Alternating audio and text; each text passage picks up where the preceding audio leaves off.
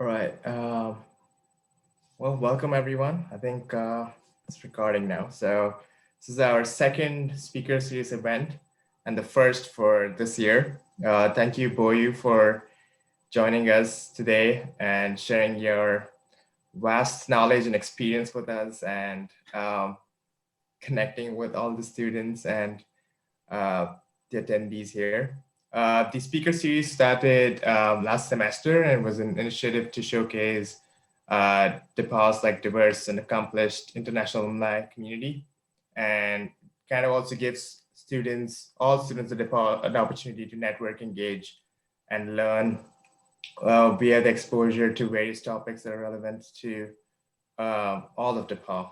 And I think it's also like our first step to try and officially engage international alums via the ISAA. So welcome. I'll let you all introduce yourself. I'm Abhishek Sambatur, class of 2019 econ grad from DePauw, and I'm the president and founder of ISAA. My name is Area Gueda Ramos. I am the senior delegate this year for ISAA. I'm currently a senior at DePauw. I am majoring in English, literature, and religious studies, and I'm an international student from Spain. Hello there, my name is Michael. Should I also introduce myself, right? All right, Yeah, my name is Michael, and I'm a junior student at DePauw University, and also the current junior delegate at ISAA. I am doing econ and also a computer science major, and will be interning at KeyBank. Awesome. All right, so just a little bit of structure. For the panel, Araya will be moderating. I'll kind of hop in and out of the discussion, but I will let Boyu and Araya kind of lead most of the conversation. Keep it pretty informal. Boyu, if you have any questions back, you can also ask us questions. We don't want to, just bomb you with questions. So, it's been a while probably since you got back to DePauw. So there are a lot of students here that can provide you with the latest updates as well. That'd be great. Yeah, I appreciate that. All right, Araya, I'll let you take it away. Thank you. And thank you so much, Boyu, for joining us today. Would you like to go ahead and introduce yourself first before we get started? Sure. So I did I prepared a little short presentation, and I was hoping we can go through that before we start talking about if anyone has any question. And I know from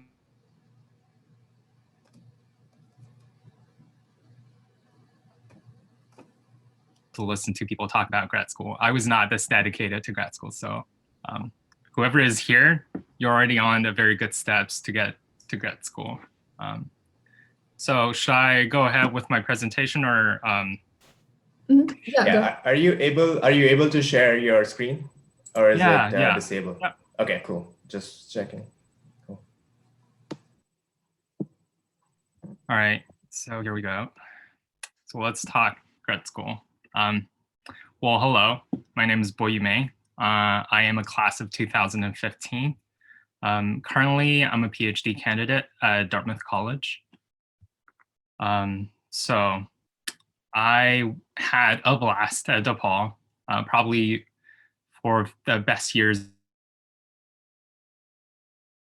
You don't realize that when you're in college, but when you graduate and then you look back and you're like, oh my gosh, those years were amazing. Not much to worry about when you're in college. I was a physics major and a biochemistry minor. And a little bit of my experience at DePauw, I did summer research with physics professors. I also participated in a lot of leadership experiences. I was in student government for 2 years on the allegation board. I was the person who always give all the international clubs as much money as they needed. And I was also involved in, it was an amazing experience there. And after college, I started thinking about my senior year of college, I started thinking about graduate school. So I applied to graduate school naturally. I applied to both master and PhD programs. And the reason why is I feel like what you gain from a liberal art college experience is the broad experience of different subjects. You get to learn literatures, social science, instead of just your narrow majors. But the downside of that is you don't get very deep in one area comparing to people who go to a more larger university where they will start majoring in one subject very early on. So I wasn't sure if I'm truly that engaged in research or graduate school. So maybe if that's also the case for you, then maybe a master program is better for you to get your foot out there and to know what actually doing research or what actually people working in academia is like before you commit yourself to 4 or 5 years of PhD school, because it's not easy. And then what I did here is a very interesting little board I made in college. I was digging it back when I was making this presentation. I listed all the school I applied into different tiers, and I organized them on a board with their deadlines and stuff. And you always have to have your top tier schools, and you also want to have like your tier 2 school and your tier 3 school is where you find safety schools. I did, at the end of it, I did get, I think 2 to 3 PhD offers and a couple master offers. But those PhD offers are from my safety schools. So I ended up picking a master program at Duke University, which is my top 1 priority. And looking back, I think what really got me into Duke, at least for the master program, is the alumni connection. The physics department professor, Dr. DiCarlo, he retired now. He had a connection. One of his students was a professor at Duke in the program. And he connected me with that person. And then I emailed him back and forth a couple times. We exchanged thoughts, and he did not say that he got me into the program, but I strongly think the alumni connection are what got me really being considered into Duke. So I encourage anyone to talk to your professor or just reach out to any alumni who's in more of a leadership experience in graduate school if you're applying to that graduate school. So then I go to Duke University, amazing school. I think Duke is is known as the most beautiful campus. It is truly an amazing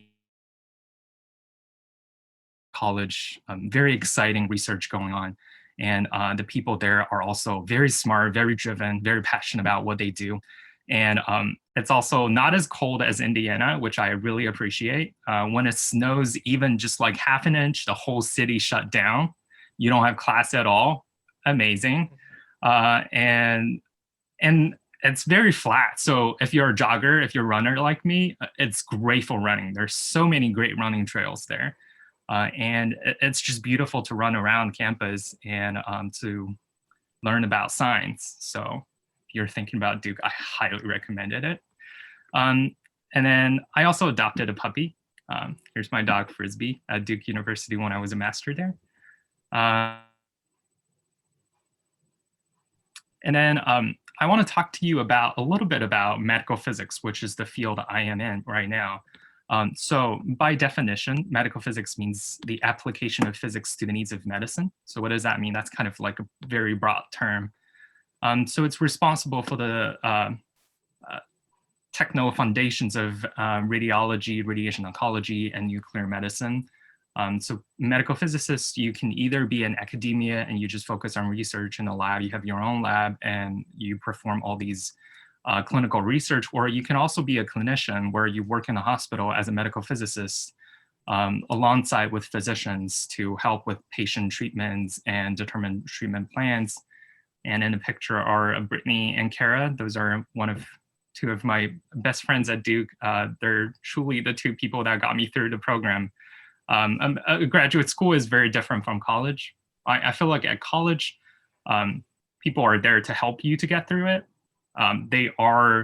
You are expected to graduate. Like people are pushing you to graduate. Yeah.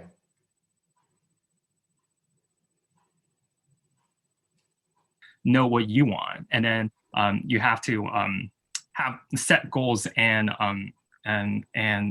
aims you want to do and what you want to achieve in the world, and then you go out there and do it yourself.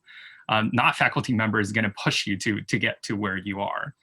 And then a little bit more about medical physics is after our trainings, you have to go through a matching process, which is exactly it uses the same algorithm, the same company who does it, and then you match into a residency, and you have to go through residency before you can practice as a medical physicist in a clinic. But the perk about it is, well, the downside of it is when you're a resident, you have a very shitty pay, but as soon as you become a clinician, the pay gets much better. So then after my master program, getting exposed to academic at Duke, I was determined that I wanted to go to a PhD school. And at that point, it's pretty clear what I need to do instead of my first try at applying to PhD school. I only apply to very specific programs where, so now I'm applying to programs instead of applying to a school. You're applying to lab where you know that's the research that gets you excited. Like, you know that's the lab who does a very specific research you're very interested in. So you apply to more like your mentors instead of just a school. And then, it's different. People still apply to school and then they rotate before they commit to a mentor.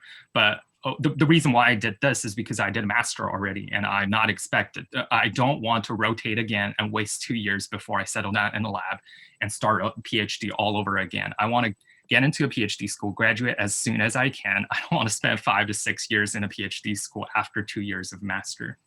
And right. after the master program, you will have, during your master program, you will have research experiences. That's where you need to commit yourself and doing research. You need to get publication out. You need to go out there to conferences to present, whether it's a poster or an oral presentation. Go to a conference, present your work where you can network with people. That's where you learn what's happening in the world, what lab is doing what, and then really take advantage of that master experience and then build yourself a better resume. And that's what I did. So I got, I think, 2 publication out during my master, and then I presented at 2 conferences. And the other very important stuff for a PhD school is your recommendation letter. Your mentor or 2 or 3 other professors really need to vouch for you. So you need to build a strong connection where they will really hype you up for the PhD school. The reason why I did not stay at Duke is because my mentor at Duke does not have fundings. He only have fundings for master students, not a PhD students. Contrary to what normal people think, PhD students are actually very, very expensive. If I am assistant professor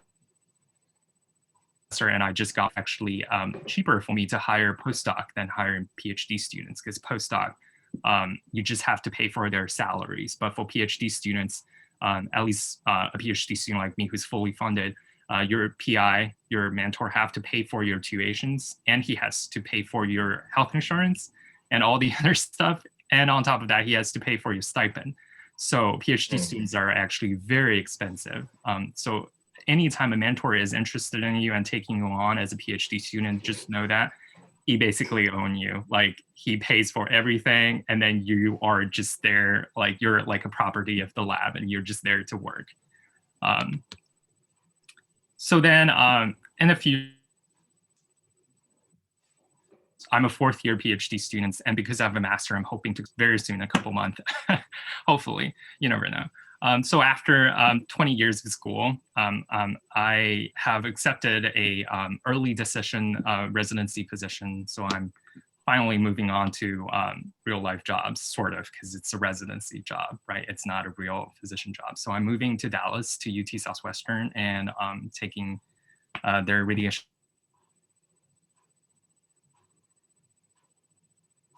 for microphysics. So that's kind of 5 minutes of my experience and what I went through. But the real catch for anyone who's thinking about grad school is, why do you want to go to grad school? Like, before you determine or before you jump right into graduate school, I want everyone to think about, why do you want to go to grad school? And then ask yourself that, should I go to grad school?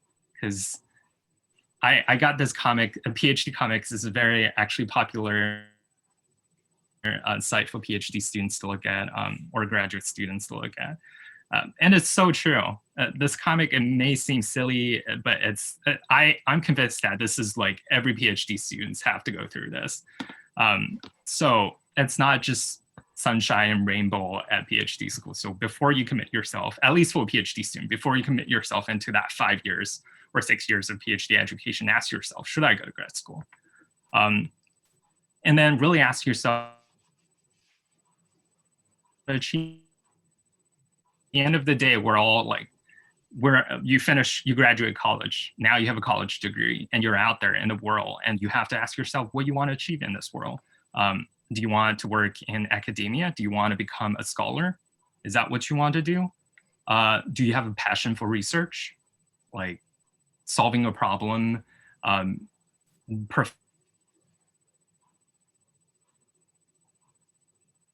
publishing paper, is that what you're interested in?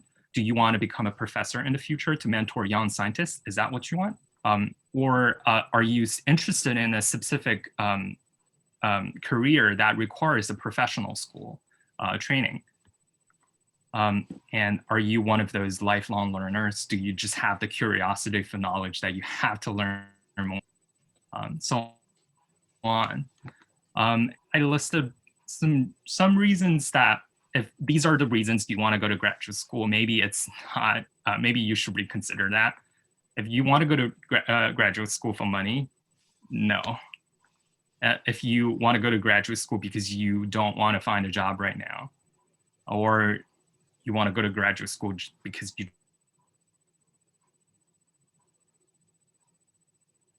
after college, or do you want to go to graduate school because you can just maintain your F1 visa and it's an easy step to do? I posted this very easy case study here. This is alumni A. He is one of my friends. We are in the same class of 2015. We graduated exactly the same time. After graduate, I went on with a graduate school. He went on as a software engineer at Google. His starting salary was at $200K. And every year you have a little promotion in one of these tech company. And now, like currently, he's earning a salary around $300K. And because he worked for these big tech company, Google sponsored his H1 visa, and he's in the help him to get the green card application. Well, meanwhile, me, I'm a PhD student who have a $30K stipend, and I'm still on my H1 visa. So you really have to ask yourself, like, do I want to go to grad school? Is this is what I want need a graduate school education? But I do love academia. Here is just a math paper. Well, a lot of people is going to think it's nerdy, but this is what gets me excited, is like these very interesting math, and you solve a day you're a problem and you use ways to solve it. And then this is me defending my master thesis, and the growth, and you grow from a newbie in the field and then gradually starting to work and then become the expert in the world in one specific area. That kind of achievement is what gets me excited. And then other thing is, like, for PhD students, you're really solving a problem. Your PI have all these amazing ideas, and he's like, hey, Boyu, I wonder what, how can we image a tumor? And then you are responsible to go out there and like create an imaging system. I have never taken any optic classes, but it was great. Like you have to learn, you read all the published paper and out there, and then you built something, and it, of course, it's going to fail the first time, and you like tried again and again and again, and finally you built something yourself, and then you solved the problem, and that's amazing. And then putting out a published paper. This is actually the first paper I published, and it's in the it was rejected 7 times before it was finally accepted. But hey, it's out there, and I'm very proud of it. And now people can look it up when they have a question about targeted cancer therapy. And if they want to know how to quantify it, my paper is going to show up for them to know what has been done in the field. And this is a stare at Duke University. Thinking about life. You don't notice it. It's just one of those stairs at Duke. But as you can see, that the little dent on the stairs goes from the left on the top, and then it goes all the way to the right at the bottom. It's because the left on the top is where people where students enter, and the right on the bottom is where people left. So after decades of scholars working on these stairs, you have figured out that people always take this one narrow path. That's why so many people step on the same spot, and this stair got even a little dented. And and everyone took the straight path from the starting point to the end point. That's why there's dented on the stairs. But sometimes it's not necessary to take the shortcut, right? Sometimes it's better to take a long way, and sometimes the long way is more rewarding. And this is one of the seminar talk at Duke University I attended by Dr. James Allison before he won the Nobel Prize for his immune checkpoint blockage cancer therapy. Before his discovery, before Dr. James Allison's discovery, there's any treatment to extend late stage lung cancer patients' survival times. And it's because of his research. Now there are increasingly more advanced technology to treat late stage lung cancer patients to extend their life expectancy. And someone has to do it, right? So that kind of basically sum up what I want to get from this. And I want this to be more of a discussion. And if anyone has any question, you're welcome to ask me. Yeah, definitely. There's panelists that can submit questions, but I think we have a few questions that are just more general that will probably help everyone kind of understand what you're doing, and also kind of figure out the big question, right? When or why should I go to grad school, if that's on their mind? And with your 20+ years of experience, that's definitely going to help them, at least if not make the decision, at least get them started thinking in the right path. Sure.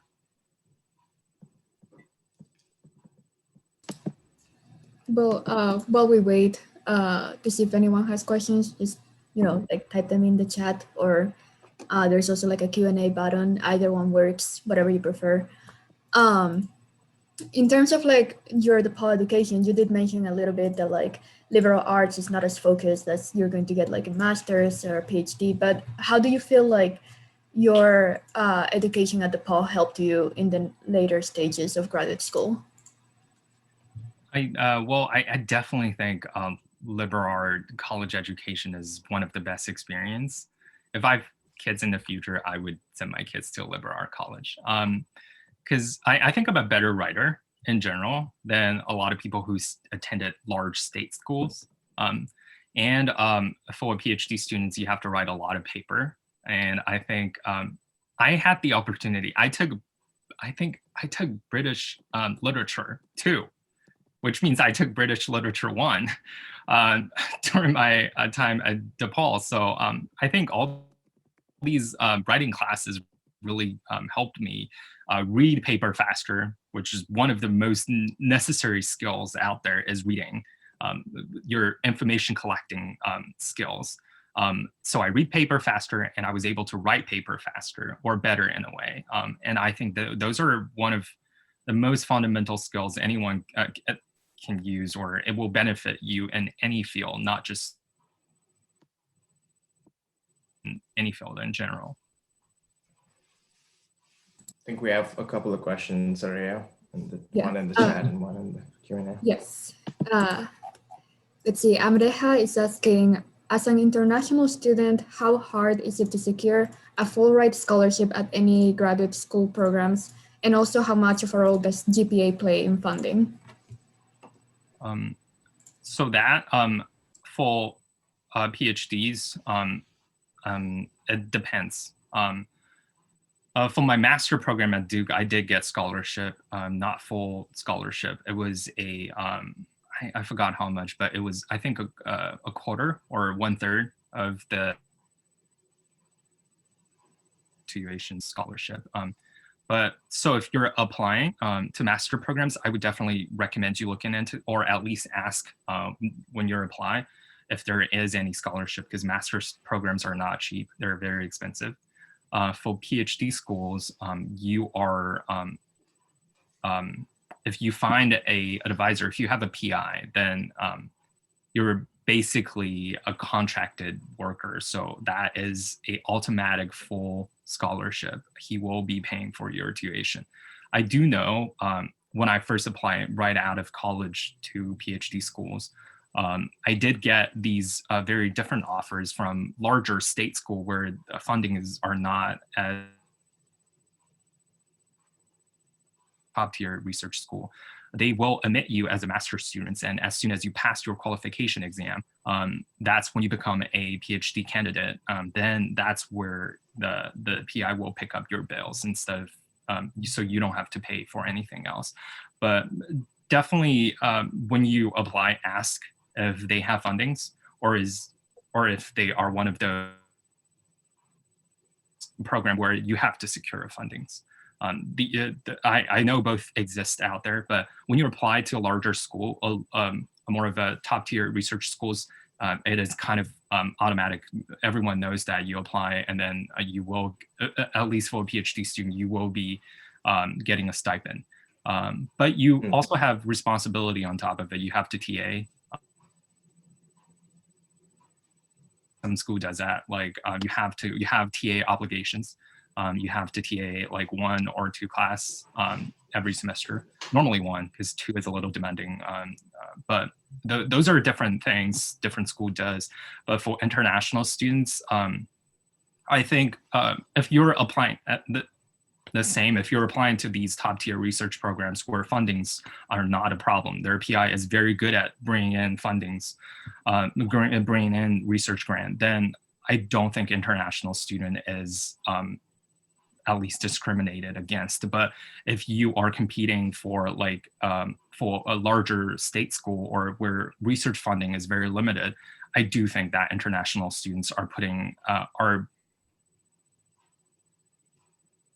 put at a position where a disadvantaged position, because I know that if you're not a resident in America, there are some national grant that you won't be able to apply. And if the PI cannot bring in the funding, and the funding has to go from NIH, NIH normally have grants that also apply to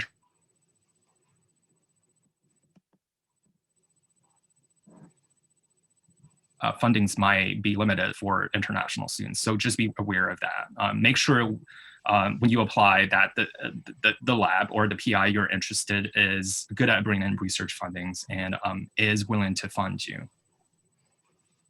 Cool. I think there are a few more questions coming in, but I actually have a quick thing that kind of popped in my mind during your presentation. When you applied for the master's program at Duke, did you already consider going forward and doing a PhD, or did you kind of take it one step at a time? Because I know I have a friend who went straight from undergrad to like a PhD program because he just knew that he wanted to get a PhD. and didn't even consider like a master's program. So is it like, is the master's program like a buffer for people who like want to do a PhD, but just don't know whether they can fully commit to it? Or is it just that you happen to get more and more interested in what you were learning, and then you eventually decided to do a PhD? I'm not gonna lie, I think it's both for me. I've always known I want to do grad school, but like again, I think unless you're very, very sure that like you are very passionate about research, I do not actually recommend. If you have a lot of research experience in undergrads, if you have been doing research and you're very committed on doing research, I think going to a PhD school straight up, like that's fine. But I hate to disappoint people, but it's not what you think it is. Like it truly, it's not as glamorous as it seems. Yeah, it's not like what an undergrad thing do. It's actually you have very limited research freedom. Like whatever you do, it's whatever your PI want you to do. A lot of people go into PhD think, oh, I'm gonna create all these amazing stuff. No, you don't. Your PI get all the credit, and you are just there to work, which is no problem because you are just a starting researcher. Right. You need someone who's more experienced to tell you how to become real scholar. Like, but it's not what an undergrad think of PhD students do. So I think the master helped me to realize what a PhD student is, because I was able to work. You kind of work in the lab, but then because you are a master student, you pay your own tuition, so you're not you're technically not owned by your PI. So you still get to experience around. Like I was jumping in different lab, which helped me to figure out what is the research I'm interested. Because if you go straight into, if you don't have as much of a research experience and you go into a field, you commit yourself into a field before you figure out what you truly are interested in researching, it's not going to be easy. But again, like a lot of other programs let you rotate. Some PhD students are able to rotate in different lab the first 2 years, and then they figure out specifically what lab they're interested in. So like if someone who's really interested in biochemistry and they want to go into biochemistry, biomedical engineering for their graduate school, they can apply to a large university, and then they are able to rotate the first 2 years. I think you do 4 months for each lab, and you rotate the first 2 years in like 4 to 5 different labs before you commit to a specific area. I circle back into that question. GPA definitely plays a huge deal in applying to grad school. Everyone like look at your numbers too. So I don't have the best GPA. I think I have a 3.5 or a 3.6, so it's not the best GPA. But as long as you have a decent enough GPA, I think that's great, because I am an international student. So I didn't do that well in British writing too. Like I loved it, but so. Oh, I don't want to discourage you from exploring like all these different subjects you're interested, but just know that your GPA is also like what you carry on with you forever. I know for sure if you're applying to like medical school, that will be my GPA will be on the lower like end. But I think for PhD school, people don't really like they don't really hold you.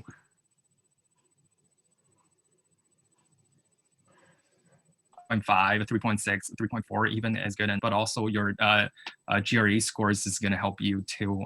And of course, the higher the score, I think that's going to help you in securing a better funding or scholarship for master at least. Your GPA is definitely one of those. Cool. Thanks, Boyu. All right, no problem. Korea, you want to take V's question? Yes. So we had a few more questions come in. Can you talk more about your experience at Duke? I am considering a master's at Duke in data science, but I have not made up my mind yet of whether I should get a master right after DePauw or not. Sure. I also want to say that like I don't want people to think master is just a stepping stone for you to go to PhD. A lot of people go to master, and then after master they go into industry and find a real job. Like those are, I think actually majority of the people go to master program to go to industry or like academic, like work as a researcher, scientist or something. So definitely you don't have to go on for a PhD after a master. And a master is a very efficient way for you to rebrand yourself, like giving yourself a new label and then be able to find a job. Because right now, I do know that liberal college education doesn't give you that specific of an education. And when you apply to jobs, that's kind of a disadvantage when people ask how much of an experience in, like, for example, in the students' experience, a data science, you don't have comparing to people who have a master that extra experience. So going to a master, and then if you want to find jobs after a master, a lot of people do that too. For Duke, I know Duke has one of the best biostats program, at least I think has the #1 nation biostats program. Don't quote me, I could be wrong. I think if you want to go to Duke, I highly recommend it. It's such a great city. I loved Durham as a city. It's a very, how do you say, it's a very cute little town. It's not little at all, but it's also not a large city. So it gives you a little town vibe, but it also have everything. I think H Mart is 30 minutes drive away. I don't know if anyone even know H Mart. When we all just like grow up and Greencastle, where I think the most international thing is like there's students in the bubble still. Yeah, in the Greencastle bubble still. Yeah, but yeah, it's very international. Durham, Duke, it's called the Research Triangle. It's a foodie town. The food there is just amazing. I had the best fried chicken on waffle there. It's amazing, it's also the environment there is great. If anyone's into college basketball, Duke is very into basketball. Every year, the biggest event is their basketball games against the UNC because everyone hate each other. Like UNC people hate Duke, and see famous kind of like rivalry. the Dartmouth and Wabash. Yeah. So I would recommend it. Like if you want to go for a data science master program right out after college to at Duke University, I would recommend it. I just before you go, make sure that's what you want to do, and then know that master programs are expensive. And then I don't think people normally get full ride scholarship for master programs, so you kind of have to get your own fundings. But yeah, I was able to get some scholarships, so just make sure you ask for scholarship. Nice. All right, so we have another question from Guardian. Do you have any tips on how to find out whether you like research or not?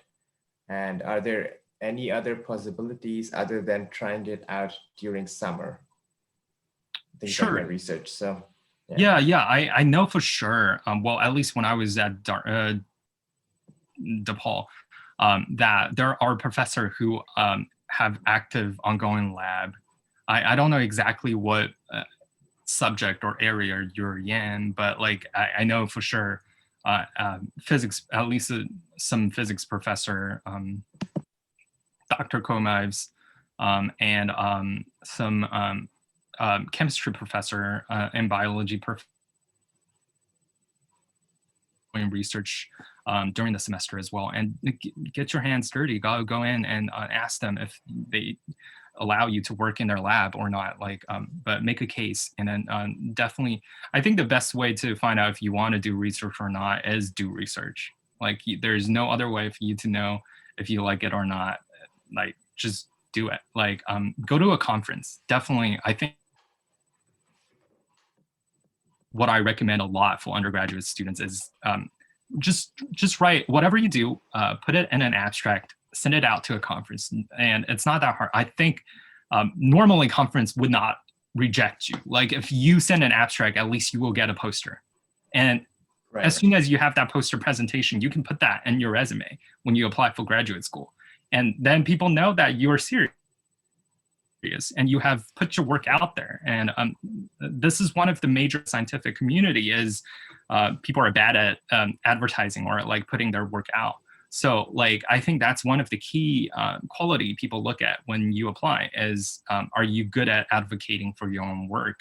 So I would recommend maybe a regional conference. You don't have to go to like the national, the biggest conference out there, but especially now, it's a great time to put work in conference. Like everything is online, like do it, like just apply, just put your abstract and send it to a conference and then attend it remotely. You don't even have to travel. Like you don't have to, like before you need to find fundings to sponsor you to for travel and stay at a hotel. But now like you can just put your work out there. So that's what I think. If you want to figure out if you like it or not, like do research and then try to go to a conference in the area you are interested in and see if the people in this area, like the researcher in this area, and listen to their work, see if you're interested, if that makes you interested and you can see yourself doing those work, then research. Yeah, I think it's also like DePauw is probably the best time to do that exploration because it's somewhat lower stakes compared to, you know, trying to figure it out during your master's program or PhD. And even like conferences, I think you don't even need to do like a super extensive, you know, year-long research now to go attend a conference. You can, you know, take your independent thesis that you do over a semester and submit that, and people will still invite you to conferences, I think. But that's actually a very important point. I think that people don't really talk about much, like conferences and how important. Even if you decide that, okay, this is not your thing, it's just a good thing to have on your resume and to talk about as an experiential thing in the future. Well, speaking of conferences, someone asked, do you get more travel or conference opportunities during grad school and postgrad as compared to undergrad? Yeah, well, yeah, sure. When you're in grad school, either at least for a PhD standpoint, you're obligated to go. It will pressure you. Have to lab. You have to put the work out there. So it's kind of it's part of your work now. It's not, you're not doing it like you're not proactively doing it. You're more like you are expected to do it. So that's a difference there. And also like because you're expected as part of your job, like your boss will pay for travel. Registration, the food, and the travel, everything is paid. Versus when you're undergrad, everything is paid by yourself. But you definitely get more opportunity, but in the way that you're pressured to go. But as you're an undergrad, it's not like anyone's limiting you from going. There's no limiting factor. If you want to go to conference, and if you have any question about which conference you need to go, I'd suggest you do a Google search. It's just type in the area you're interested and then type in conference and do some research out and for yourself and then figure out which conference you want to go, whether it's a regional conference or an international conference or a national conference. I don't think anyone is stopping you from going. You just need to find that information and then do it yourself. But definitely do talk to your professor. I think professor at DePauw will have some idea, like they will maybe help you with your research on what conference you want to go. They will have some idea about your work, where your work is going to gather the most viewers. Right. Isn't there also like a thing of like credibility? Some conferences are more well-known or they're worth the cost versus, especially when you're undergrad, because it's expensive, you can't really like attend many. So I think professors are your best resource to figure out where to go, where to try to go.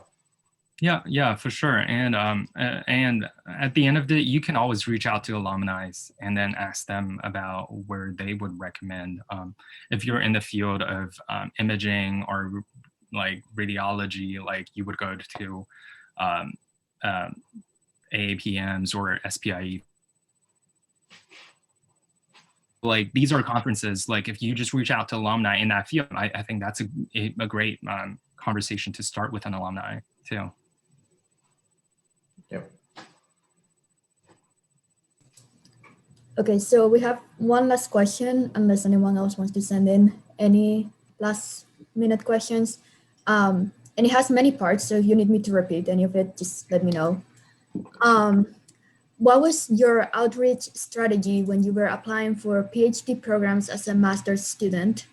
Did you learn about Dartmouth's program and mentor through your connections at Duke? Did you ever send out cold emails to professors? And if so, what was the most important piece of strategy that you'd recommend to the DePauw students? Yeah, so first, I'd say everyone's experience is going to be different. And I'm sure different school will have different policy as well. But I learned about Dartmouth first because it's an Ivy school and I will always want to go to an Ivy. And then, but how I learned about it is, in my area of research during my master year where I'm interested, the lab here has one of the most advanced research in Cherenkov imaging, which is what I'm really interested. So that's how I get to learn about this research group at Dartmouth. And what I want to say about the cold emails, definitely send them, like 100%. Like that's how I got the interview at Dartmouth. I sent out, did not hear back first.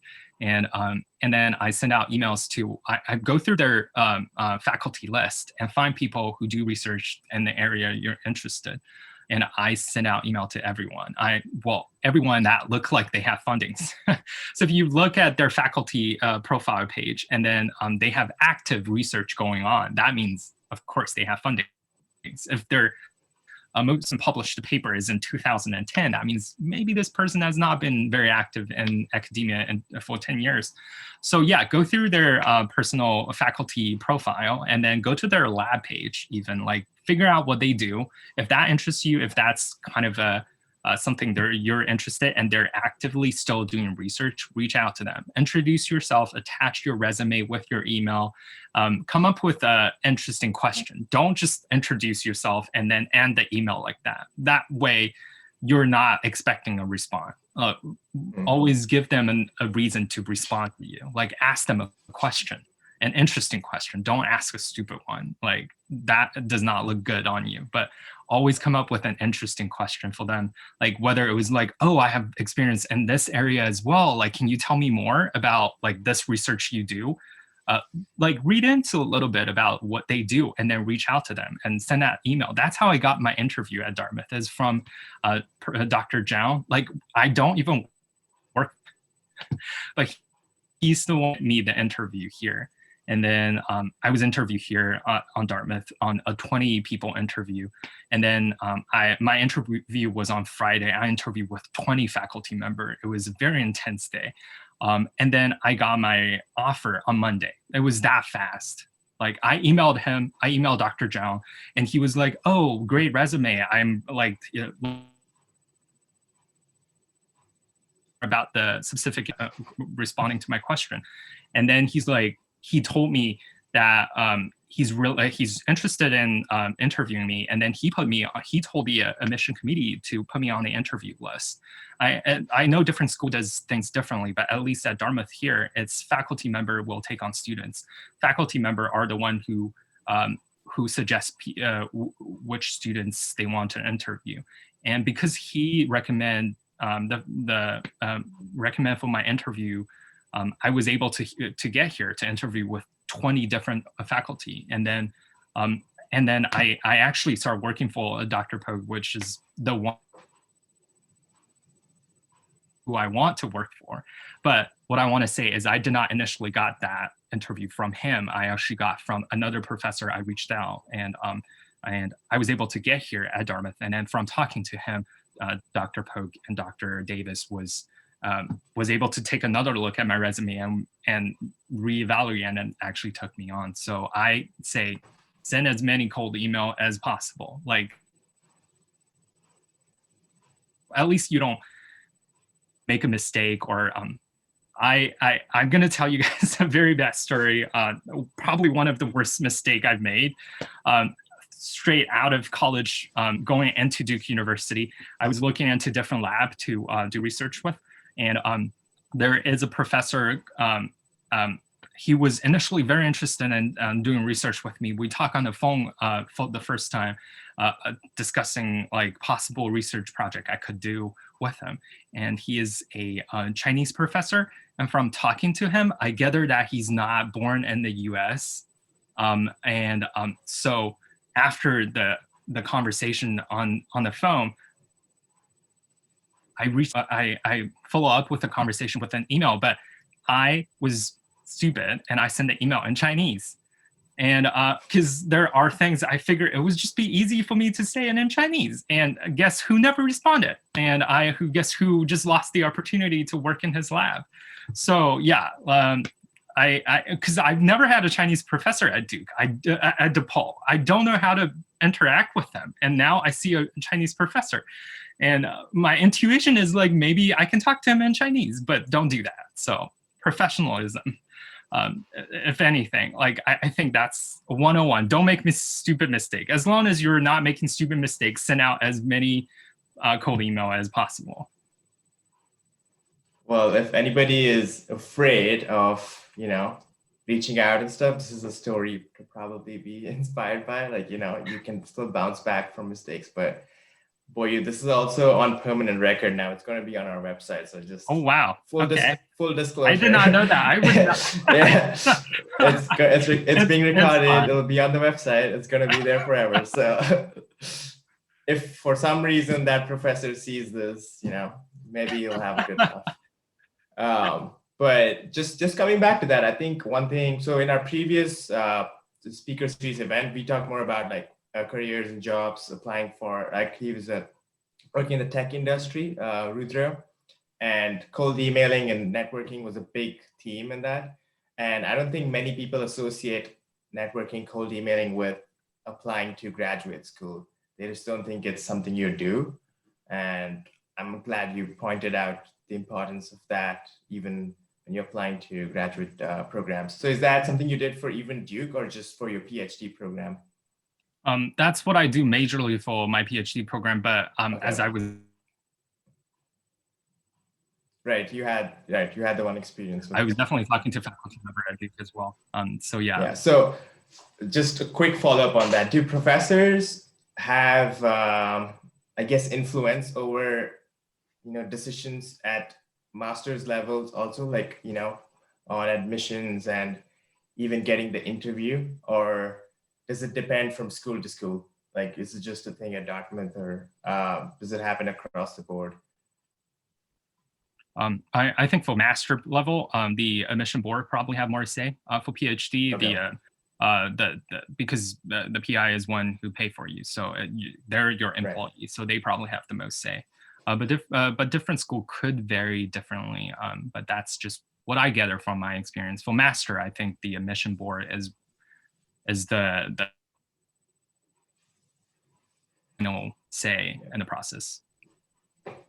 Cool. Thanks. I think we have one question with someone requesting anonymously your email address. So someone's going to hit you up for sure after this event. Yeah. So if you're comfortable sharing that. Sure. Yeah. No problem. Yeah. Like if you have any question, I'd love to help. As I to the as well. Like I think this is a challenging time for international students, and you should be reaching out to alumni and to gather as much help as you could get. There are a lot of international alumni out there, and I think a lot of us is willing to help the current international students to succeed in this world. And yeah, if you have any question, don't hesitate to reach out to me. And I am still currently a PhD student, but I will try as much as I can to help you, and at the same time also use other resources as well to like get to people, empower. Like if you are interested in medical physics, I would recommend getting in touch with Dr. T. Shower, which is and Dr. Turkington. Like go out there and find alumni and use them as much as you can, because they're there to help you. Awesome. I think we have a few minutes here. Maria, is there any last questions that you want to know? No, I don't think so. I think you pretty much answered everything that I had to ask about graduate school. I'm also, I'm a senior, so I just got done with applying. So it's a relief to know that my reasons to want to go to grad school are good reasons. So thank you for your presentation also. It was very useful. Of course. Yeah, that was completely unplanned for. So Boyu, just for everyone who's listening to this, Boyu did that on his own, and you know, that was amazing. I think it really helped bring everything into context. But thanks again, and you can you can share your email using that chat option at the bottom. I think you can send it to all the attendees if you want to drop your email on there. Is that the Q&A or? Is there do you see a chat button between the share screen and Q&A? Yeah, I think it's on there, and then you can. It gives you the option to send it to all attendees. I think. Do that. My name at th at dartmouth.edu. TH stand for Thayer School of Engineering, which is the school I'm in.